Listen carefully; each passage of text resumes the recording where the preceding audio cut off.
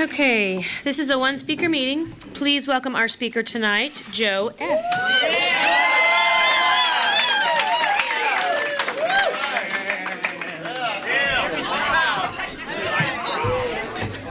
Hi, my name is Joe Fitzgerald. I'm an alcoholic. And I'm a lady lush. Oh, God, there's a lot of young energy in this room. I was full of a lot of young energy. Almost on I'm already projecting, but on March 27th, I'll have 34 years, which is a miracle. Praise the Lord. And when I got sober, I had blonde hair like that, real short skirt. Oh, God, I was fabulous. And I wanted sobriety, you know what I mean? Anyway, I'm glad I'm here. Thank you for asking me. Good group. Anyway, if you're new, you heard it all, really, from all the birthday people. You know, and if you're new in AA, when I got here, I started drinking in my third year of high school. And I never went 1 week without something until the time I got to AA. I was 33 years old when I walked through the doors of AA, and I had never been sober a week without something. So if you're new in AA, if you got a 30-day chip, and, you know, if you're new in AA, that 1 year was unbelievable. You know, when I got sober in AA, I said, I didn't tell anyone at my first meeting, but I thought if I could just get a week. A week was my goal. And then I got a week, and I thought, God, if I could get 30 days, you know, and then I got that 30-day chip and the 60-day chip, and then I thought that 1 year, you know, could I get a year? And I got a year. You know, if you got that year, unbelievable. I was blown away by that year, really. It's the best thing that ever happened to me, even in all my sobriety, because the reality is when I was 30 years sober, I could not believe it because I took my cake for 30 years, and God, I should not have worn those pantyhose. Oh, it is so hot in here. I wear those when I get nervous, you know what I mean? They kind of pull me all together. And in the old days, they used to pull a lot of things up. But anyway, it's still an old idea. I just heard on the news the hookers in Las Vegas, they're not making as much money. I thought, God, I should go to Las Vegas. I used to let it go for $10 or $20, you know what I mean? But I always did it with the one I wanted to be with, you know what I mean? So I wasn't in it to make money. I just wanted to have a nice time. Anyway, where was I? I forgot. I guess I shouldn't be jumping around. The pantyhose, forget it, they're on. I cannot get those off. You know, I would be coming out of a blackout. That's what alcoholics do. You know, there's a lot of men in this room, and you better get sober. You know, I don't know if there's people like me around anymore, but, you know, I did not know what an alcoholic was until I came to Alcoholics Anonymous. But, you know, I never went out till about 12:30, 1:45, because I knew he was not going to be ready for me until about last call, you know.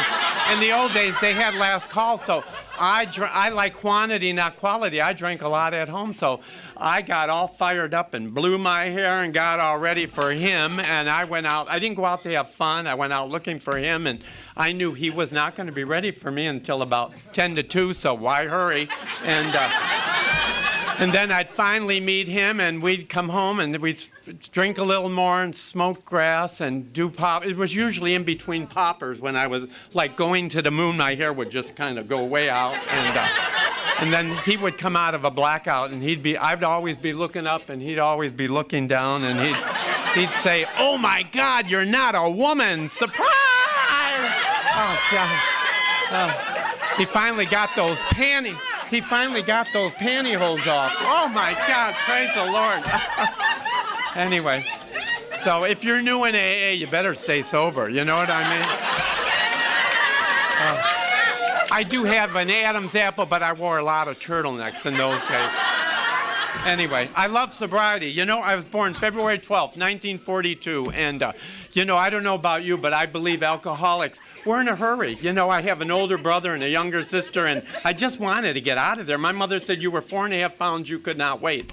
And she said, and you were in a hurry, and I was in a hurry. When I realized I was an alcoholic, I realized I just wanted to get out of there, and I wanted to get out of there and redecorate that apartment and get my mother a new hairdo, you know, really. And so my mother said, you know, babies were born different in the 40s. And my mother said, when you come flying out, unlike your brother, you had a big pink bow in your hair. And that, in the 40s, that was not popular, you know. And, you know, my father worked on the railroad. He was so excited, another boy. And, boy, when he saw that, one day he'll have his own baseball team. And when he saw that pink bow, I blew that out of the water, you know what I mean? And I became a very pretty little boy, and God gave me big eyes and real long eyelashes. God gave me a high-pitched voice. I wore long dresses and heels, and I would twirl a lot, you know. And my father would come home from working on the railroad, and he'd look out in the prairie, and my brother was always playing baseball, and he'd look on the floor, and my sister was always playing with her little dolls, and I was always in full drag, just twirling around. You know, and my father used to come in one door and he'd go out the other. And I remember when I got sober, I said, I told my sponsor, I said, Molly, I think I drove my father to alcoholism. She said, you did not. Your father was an alcoholic, and he became an alcoholic anyway. So, you know, the way I looked, the way I sounded created a lot of problems for me. But, you know, I believe even long before I found alcohol, I believe we alcoholics are strong people. You know, I'm so grateful for that. And so I got through the school thing, and I'm that little boy that realized when I was in the 5th grade, I got a paper route on the north side of Chicago, and I knew we were poor. You know, and I learned very early in life that you have to work. And no one told me I had to work, but I knew you had to work. And so I got a paper out, and then my parents got divorced when I was in the 5th grade. And when I was in the 6th grade, we moved to the south side of Chicago. We moved to a place called the Bridgeport Housing Projects. And I got another paper route, and then after the paper route, I got a job at the A&P supermarket carrying groceries on Thursday, Friday, and Saturday. And I'm the little boy that, actually, I made a lot of money, you know, and I'm the boy that started buying furniture, and I bought end tables, lamps. I bought our first nice kitchen table. I bought my mother Melmac dinnerware because she was throwing the real dishes, and they would break. Well, Melmac in all colors, she'd throw them at my father when he'd come over periodically, and they were in rainbows, orange, yellow, green, turquoise. She'd throw them through the kitchen and yelling at him, and they would just kind of bounce off the floor, and we'd pick them up and wash them. You know, they didn't break, and you know, and I had a great time in the housing projects, and eventually, you know, I ran with girls, you know, really, literally, I ran with girls. You know, the girls were, girls didn't wear makeup in those days, and I was prettier than most of the girls. I hate to admit it, but it's an honest program, you know, and anyway, something happened to me. You know, the reality is, long before I found alcohol, I was able to say to myself finally when I got to Alcoholics Anonymous, I was not glad to be an alcoholic, but finally at one point in my sobriety, I was able to say in my heart, I didn't tell anybody, but in my heart I said, thank you, God, I thank God for alcohol and drugs, whatever I had to do to get here, because I realized it was a medicine. I found it my 3rd year of high school. But something happened to me long before I found alcohol. I should, you know, but it's alcohol became my medicine. In the 8th grade, you know, I played with girls a lot, and the girls didn't make fun of me, and, you know, boys tormented me and called me names and whatever. But the reality is, in the 8th grade, I had my first male friend, and his name was Donnie. And I liked Donnie. You know, I didn't know about a lot of things, but I liked Donnie a little more than being a friend. And Donnie, in Chicago, the only thing that I knew about girls is we had, believe it or not, girls. We had good girls, not so good girls, and we had real bad girls. I hate to say it, but we did. And the only way I knew how the girls, remember, we all went to Catholic school, and the only way that I knew who was the kind of girls that I could hang out with is they wore their babushkas, and I have mine. You will not see me on Washington Boulevard later. Those days are over with. And the reality is, remember, little Catholic girls have no, makeup on, and the good little Catholic girls, they look like little nuns. They would wear their scarf like this. You know, she's a good little Catholic girl. She could be my friend. And a girl that was not so good would just pull it back a little bit, have it tied on a knot on her chin, and you know she's a little bad, but she could still be my friend. And a real bad girl would actually have makeup on, have her hair in a ponytail, and tie it in a knot, in or out like this. And I would actually see the bad girls coming down the street. Now, I don't know what it was, but I was terrified of the bad girls. I would actually cross the street and go on the other side. And I learned a little later on in life that I wanted to be a bad girl. And I wanted to do all the things they were doing and I didn't even know about yet. So my friend Donnie wanted to make it with this bad girlfriend and her bad girl, and her girlfriend wanted me. And he said, Joe, you got to do it. And I was willing to go to any, I didn't know about the big book and the 12 and 12, but I was willing to go to any length to be his friend. And we ended up in a junkyard one night in the bandit truck. And now the girls brought little candles. They had been around the block a couple of times. You know about that, don't you? Oh my God. Oh, excuse me. I know her so well. I know her story. And the reality is, I never saw that girl before in my whole life. And I remember, I am a short little boy. I actually got this tall in second year of high school. I am low to the ground and I am short. And I remember getting to that truck that night, looking up at that girl. That girl looked like the Jolly Green Giant. She was so big and so tall, and she was so excited to see me. She went running to the back of the truck. It was and Donnie and his girlfriend stayed in the front of the truck. It was one of the slowest walks I have ever taken in my life. And I have never experienced more fear or terror that I experienced that very night in that truck, and even in all my alcoholism. And by the time I got back there, they blew their candle out. I got somewhere near her, and she blew our candle out. And I was a little boy. I know what I was supposed to do. I started to prepare myself. I could not see. I don't ever remember a room being that dark. But I am low to the ground, and I thought, I've got to check it out and see what's going on in here. So I start feeling around that truck, and I touched something. It was a little furry, and I let out a scream. I said, oh my God, there's an animal in here, you know? And the rest is history. We got dressed real quick. We came out of the truck. Donnie went that way, those girls went that way, and I went that way, and I've never seen any of them since. And I don't know about you, but jitterbug dancing was real popular in those days, and thank God. That was my first drug of choice, dancing. I'm so grateful because it gave me a normal teen life.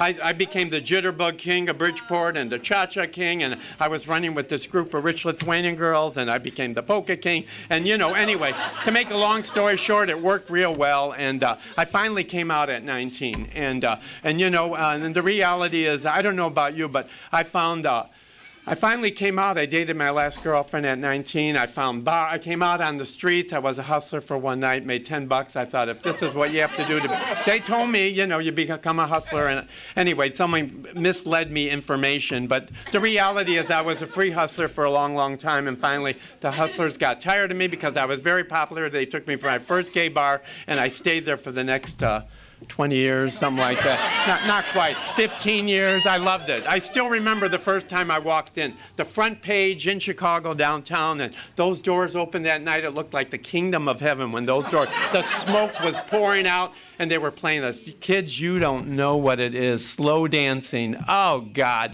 You didn't, that twist stuff and all this bullshit we do today. Slow dancing. When you dance with him, you knew if he wanted you. Oh, did I know? Oh, my God. You know what I mean? Let's go. Cut through all of it, you know. I fell in love over and over and over. And, you know, we're drawn to alcoholics, and eventually I met Mr. Alcoholic. I threw all the good ones by the wayside, and I finally met Mr. Alcoholic, and, you know, we beat each other up and throw each other out of moving automobiles, and eventually, you know, I'd throw him out, he'd come back, I'd throw him out, he'd come back, and eventually we moved to California in 1967, and when we moved to California, I said there'll be no more physical violence. I didn't tell him that. We lived at but I said in my mind, and at that point in time, too, I became a hairdresser, you know, in Chicago. You know, working with normal people was not a good thing, and because I was too pretty.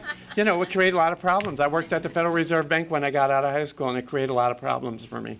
You know, working with the guys. My brother told me just about a year ago that he used to beat up some of those guys that would, you know, get me in the locker room or whatever, you know. Anyway, it's part of reality. It's part of reality, but I got through it. And the reality is, What happened is I walked out of that relationship eventually. I said no more physical violence. I ended up, I had to go back to beauty school to get a new license. And what happened is I got a job through a series of I got a job at the Broadway department store, and then I got a job at Hughes Helicopter being a sandblaster. Can you believe that? I loved it.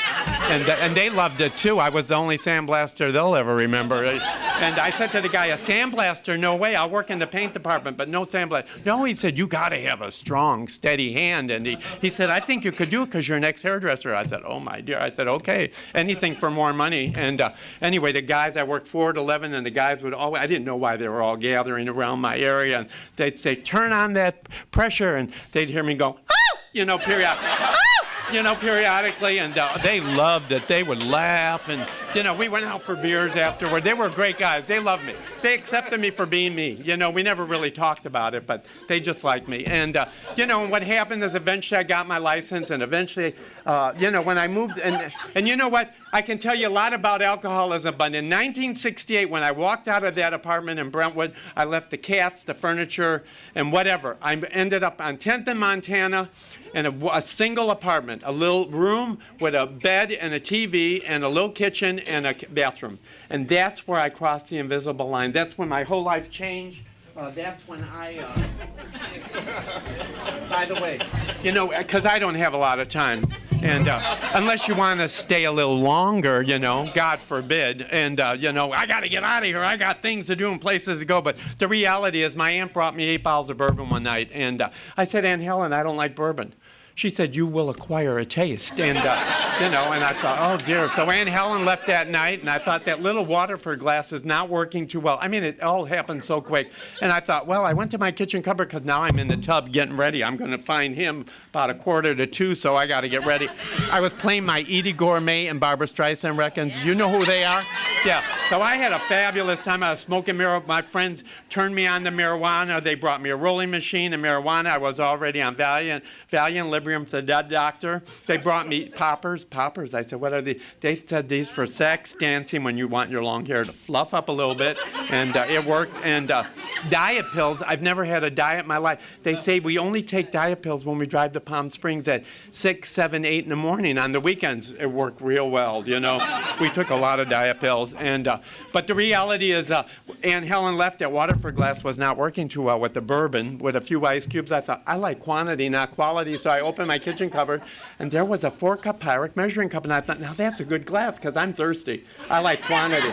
And one thing about this, I was so out of it with that marijuana. And, I'd come to in my apartment. We had big ashtrays in those days, and I'd have 5 new lit cigarettes in my ashtray. And I'd think, oh my God, someone must be in my apartment. But no one was in my apartment. I'd light one, and then I'd light another, and then I'd light another. I was in an ozone world. And, and I'd put my drink down. I'd say, well, did I put it down? I don't remember. When I put that down, I heard it. Sounds were very important in the late 60s. I put it down. I heard my drink. Okay, I put it down. And anyway, if you're new in AA, what does a chicken have to do with sobriety? Absolutely nothing. But alcoholism, because it's only 10:30, I'm still getting ready. I'm just starting to run the water. I can barely stand to get in the tub. But I know if I coat my stomach, make a chicken, I fire up that little stove on Montana, and if you're a good alcoholic, you fire it up, throw the chicken in the broiler, and if you're a real good alcoholic, what do? You pass out on the kitchen floor, and you always come to about an hour or two later, and black smoke is always billowing all over your apartment. And, what happened in that little apartment, eventually I found the doors open and wondered who was there, or they left, or I'd come to on the floor wet in the bathtub with no water, or on the floor wet. Did I just get out of the tub? I don't know. It was so complicated. Whatever. You know what I mean. It was just so complicated. So eventually, to make a long story short, I moved. I slept with everybody in Santa Monica. We were getting no tourists and no new bartenders. So I thought, I'm out of here. I moved to West Hollywood. And, in the meantime, I finally got my license. I became a hairdresser. I was doing very well. I got bigger apartments, more furniture. But the reality is alcoholism. It was just full bore. I did not know. Honest to God, I did not know I was an alcoholic. I am a 3rd-generation alcoholic. My father was an alcoholic. My mother was an alcoholic and a drug addict. My Uncle John died of cirrhosis of the liver. My brother is still a practicing alcoholic. I'm an alcoholic, a sober one, and my great my great niece, Ashley, is sober, a drug addict in Chicago. She's got about, I think she's 22 now. She's got about 4 or 5 years, because she had a little baby in sobriety. She met someone and got pregnant, and she's been sober ever since, thank God. But anyway, the reality is I jumped into AA, and I could tell you a lot about alcoholism, but the reality is what's not normal is I used to cook a lot in the old days, and thank God I cooked. I just looked at a picture of me. I was like 85 pounds. I was so thin. The doctor said I was near death. I did not know that. But one of my famous dinners in Santa Monica is I used to come to on a Sunday morning, and I have 8 or 9 guys in my little single apartment, because my friends were all alcoholics, and they knew if they went home Saturday night with their tricks, they would wake up, never come to the beach. So let's go to Joe's place. So I'd wake up on a Sunday morning. I have about 12 guys in my one single apartment. And I remember one Sunday morning, unlike any other Sunday morning, I bought a 12-pound turkey. I didn't know what a blackout was, but I came out of the blackout, and I had a big bowl of dressing. I was making all this dressing. I thought, oh my God, what am I going to do with it? And my friends kept saying, let's go to the beach. They could care less if they ate, but I had to get that bird going. So I remember I got a rubber mallet, and I just started stuffing it in that bird in the front and the back. By the time I rolled that 12-pound turkey or 13-pound turkey in the oven, he looked like 26 pounds. And we went off to the beach, and we had a fabulous time, and all came back. I had a long, narrow Formica coffee table in those days, and we never sat on furniture. Even later on, when I got beautiful furniture, beautiful apartments, we were always sitting on the floor. We were always sharing stuff. And I remember we were all sitting on the floor that Sunday, and we had been at the beach all day, and we were passing the marijuana around, and we heard an explosion. Now, sounds were not loud. In the late 60s, early 70s, it went poof. And I thought, oh, God, it got my attention. I thought, oh, my God, what's that all about? And next thing I know, the bird come flying out of the kitchen. He landed on the edge of that Formica coffee table, and he kind of slid in the middle. I still remember my friends. That was the most time they ever talked. They went, wow! And I thought, oh, my God, this must be some kind of new bird. It just comes out when it's ready, So I got up and got the plates and the silverware. We ate it. He blew his ass off in the kitchen. It was on the wall and the floor and the oven. But we had a fabulous meal, And anyway, the reality is I jumped into alcoholism. And, by the time I got to get sober. By the time I got here, I had a lot of stuff. And, but I was dying. And I have to always tell you that. I was unsuccessful at suicide. I tried a lot of suicide in my alcoholism. And the worst part was I took an overdose of pill. I turned on a lot of gas in a lot of apartments. Thank God. I always laid my head on the oven door. Always had big stoves in those days. Eventually with the big apartments. But thank God when I came to, I don't know about you, but when you turn gas on for long periods of time, it's my feeling, what happened to me is my eyes would start burning. And thank God my eyes would start burning, because that woke me up. And I'd get up off those floors, and my eyes were burning, and I'd always shut those knobs off and go to bed. But the reality, I'm so glad when I shut the knobs off, I thought, well, I think I'll just have a cigarette. Thank God I didn't do that.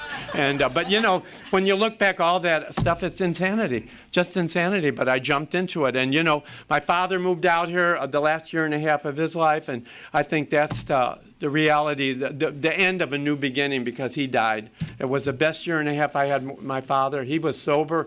He stopped drinking, and but I was in the throes of alcoholism. And when my dad died, I got to say this, that when he was gone, I cried out. Like I cried out many times, holding toilets and beds and whatever. And I remember I closed the bars. It was around 3:30 in the morning on Wednesday morning, Tuesday, which is Wednesday morning, really, when you close bars around 3 in the morning. I came home, it was around 3:30 in the morning, and I remember looking in the mirror of my West Hollywood apartment and saying, God, someone help me. I didn't know it was alcoholism. I thought of my father. My father and my Irish grandmother, Sadie, and my Uncle John, my father's brother, who died of cirrhosis of the liver. I said, Dad, Graham, Uncle John, help me. I think I'm losing my mind or having a nervous breakdown. And I went to bed, and the next day I woke up and I called AA. And that's a miracle.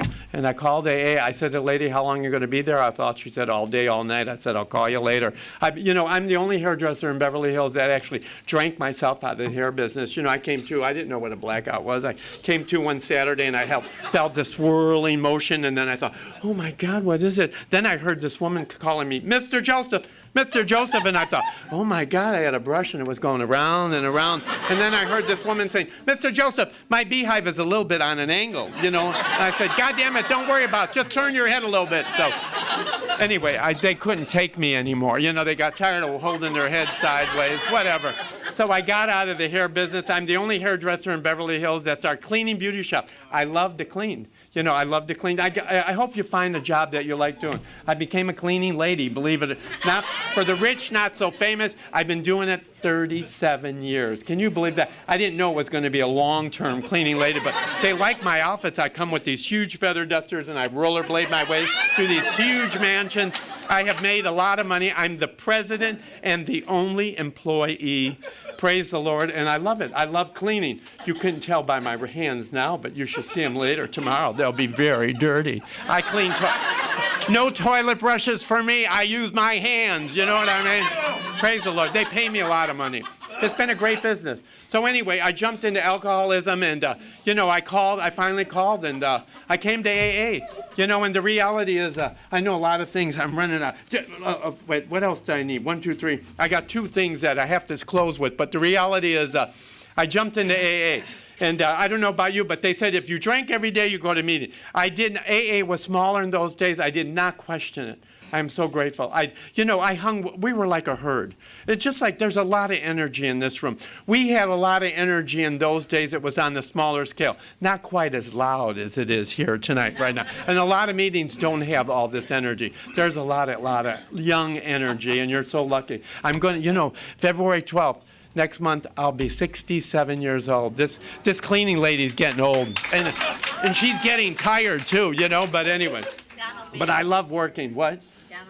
Yeah, and Donald Madden, when I went over to his house, you know, he's the man that 12-stepped me. When I went over to his house, which makes sobriety easy, he opened the door and he said to me, by the way, we don't drink. I had a 73 Coupe de Ville, and I pulled in his driveway, and I didn't know what else. You know, in the old days, remember those Cadillacs were real big. The trunk was half as big as this room. You know, and I pressed the button, and my trunk would pop open, and I had vacuum cleaners and buckets and rags and window ouijas. You know, I had all my cleaning stuff out of that. I used to go and clean for not so rich people in those days, and they would say, oh my God, my cleaning lady has a better car than us, you know what I mean? My 73 Coupe de Ville. But I remember when I drove over to Donald Madden's, I was all dressed up, and he said, he opened the door and he said, by the way, we don't drink. And he said, do you do any other things? And I said, well, I told him the pills and the poppers and the diet pills and whatever. And he said, you know, we don't do any of that. And I thought, oh, my dear. It just kind of got my attention. I thought, oh, my dear.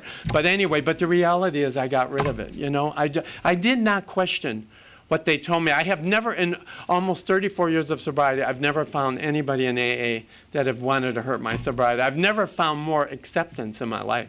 When I came to the doors from AA, they kept saying, be yourself. In 1975, gay people were not talking about being gay, let me tell you. One meeting, we only had one gay meeting in those days, but eventually what happened is I jumped into AA. I got a commitment at every meeting. They said if you drink every day, you go to meeting every day, and that's what I did. I just did it normally. I went to 7 days a week, and I had twice on Sunday. I went to the noon meeting and Sunday night, and I started answering the phone calls at Westwood office. And Sunday night, I was 6 months over when I started answering phone calls, and I had that 73 Coupe de Ville, and I didn't know that then, but I would talk. These alcoholics would call. They were all wet alcoholics in those days, and I'd go and pick them up. I always say, well, I'm going to get someone to come and pick you up. No, you come and get me. I've been talking to you. I want you to come and get me. I'd go, okay, I'll come and get you. So Sunday night, I'd have 4, 5, 6 alcoholics. I'd go, you know, I had to do my own 12-step work, so I just went barreling over their house. And I don't know about you, but alcoholics in those days did not stop drinking until I got there. And I'd bring them to my car, and the women always had bad wigs, you know, being an ex-hairdresser, it drove me crazy. And I'd bring them to my Cadillac, and, you know, those cars were real big. And remember, a lot of lights on the top and the ashtrays under the floor. I mean, it was all butter yellow, a light yellow with a white vinyl top with white interior, and that car was real clean. It was so clean. I'd open that door, and it would be like, the lights would go on and be like, hello, Dolly. They would say, like they would come out of a blackout. They'd say, oh, my God, what kind of car is this? I'd say, it's a Cadillac. A Cadillac. I've never been in a Cadillac. I say, you're going to be in a Cadillac now, and you're on your way to your first AA meeting, so get in.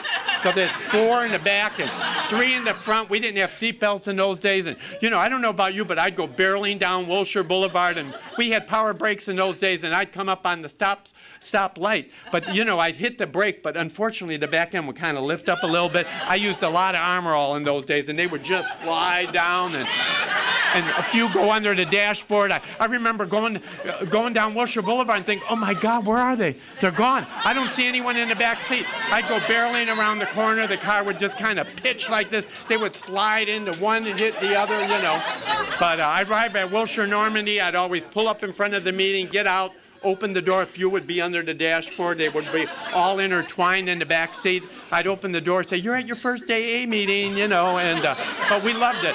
And what happened is eventually I ended up in the Pacific Group. I was 16 months sober. I was disenchanted with my sobriety. And I ended up in the Pacific Group. In the old days, living in West Hollywood, my friend said, don't you go to that Clancy group? He hates gay people. And I thought, maybe you don't know I'm gay. I look like Marlo Thomas in the old days. Full bang, super Aquanet, black hair with a flip, And my friend said, you'll be the barbecue on Saturday. That's what they're inviting. We're going to have Gay Joe after the baseball game on a spigot. But the reality is I jumped into the Pacific Group, and eventually I went to my sponsor and said, I got to get out of West Hollywood.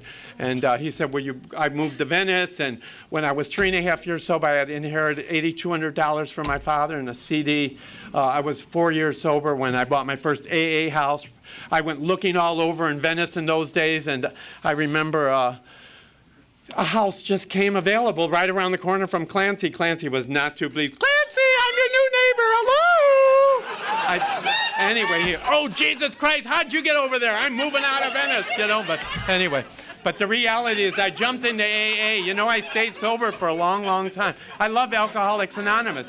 And if you're new in AA, one thing I got, because I'm out of town, but the reality is when I was 5, I don't know what you got to do, but I've been cleaning. My life is very simple. I've been alone. I haven't had a date in 25 years. And, I went for that AIDS test many years ago. And, I went for thousands of them. I hate to say that, but because I did so much, I knew it was hiding somewhere. But I felt that way, I felt that way. It made me sick for a long, long time. But the reality is I came up okay. And, my doctor used to say, no sex, the safe sex. I thought, Jesus, doctor, I gave everything else up. I'm not giving that up. But I gave it all up. I gave it all up. And, I gave up cigarettes when I was 2 years sober. I gave up sex and whatever. I have a great life. I live alone. I have 4 cats, me. Eventually I start buying real estate. I don't know about you, but I like debt when you're alone, and you need motivation to go to work. I love working. I love making money, and I like what money can do. So I eventually moved out of that little house. I left the Pacific Group. I bought a duplex closer to the beach. Then the one next door went in foreclosure. I bought that one. Then the other one went up. I bought that one, and I had 3 duplexes in a house, and eventually I kind of overbought. I lost 1 duplex, but I kept that house and the 2 duplexes, and eventually I bought a new house about 6 years ago. I sold that old house. I bought that old house with my father's $8,200, believe it or not. I made the payment. I lived in it for 6 years. It was rented out for 19 and a half years. I sold it for $500,000. I paid those 2 duplexes off. Now, being a senior citizen, praise the Lord, I get 5 rents every month, free and clear. I have so much to be grateful for. But I've worked very hard. I still work. I work for the rich, not so famous. They don't want to let me go. I don't take on any more customers. But the reality, I got to sit down. If you have any trouble, something happened to me when I was after 5 years of sobriety in the Pacific Group. I don't know what you are or what you came in with, but acceptance and feeling good about yourself. And one thing about the Pacific Group, I was presented with this. This was a picture of me at my first AA meeting. Can you believe that? That's me. I had a little problem. The reality is, I was on the first sober cruise, and one of the things we played on a Saturday night is you had to take, now remember, I'm in the Pacific Group, Clancy sitting over there, you have to take one man to the room, you have 20 minutes to dress him up in drag and bring him back out. The first prize was $40. And I remember everybody in the Pacific Group looking at me, and Clancy said, him.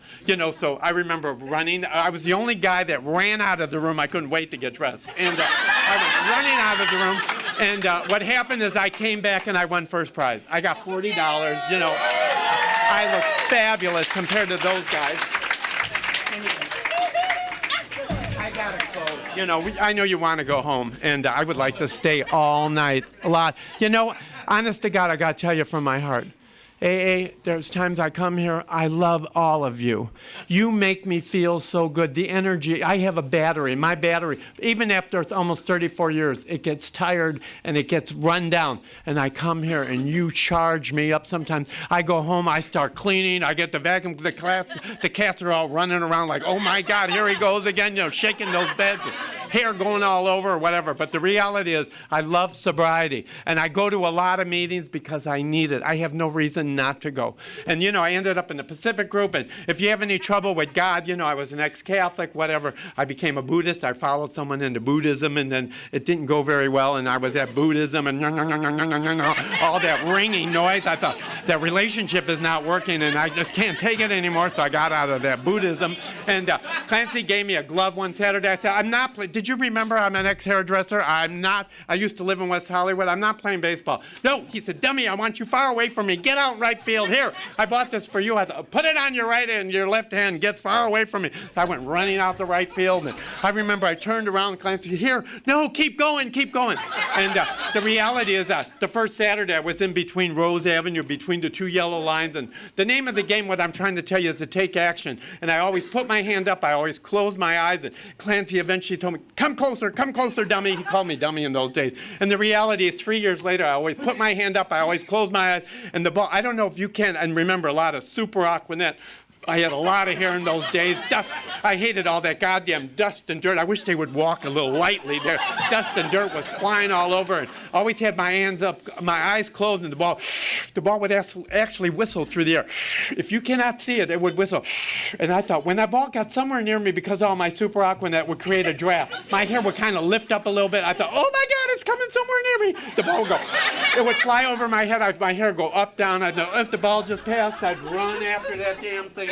3 years later, I had a sore back from bending over getting that goddamn ball. But one Saturday, unlike any other Saturday, I had my eyes closed, my hand up. I heard the ball whistling through the air, and I felt a little nudge in my glove. I went, ah! Oh my God! It was so powerful, it almost knocked me over. I brought my other hand up. I opened my eyes. I could not believe the ball was in my mitt. Bases were loaded. They were running real fast. Clancy happened to be the pitcher that Saturday. The dust settled. And if you're a guy that used to live in West Hollywood and caught a ball, the biggest miracle in my sobriety, I start jumping up and down saying, I caught the ball! I caught the ball! And I remember when the dust settled, Clancy yelled out, hey, dummy, when you catch the ball, you don't stand there and jump up and down and say, I caught the goddamn thing. Throw it. I thought, well, that's a new thing, you know. So I gave him my old beauty shop shuffle. It was one of the slowest balls he ever waited for. I threw the ball. I never did catch another. God bless you. Thank you for having me.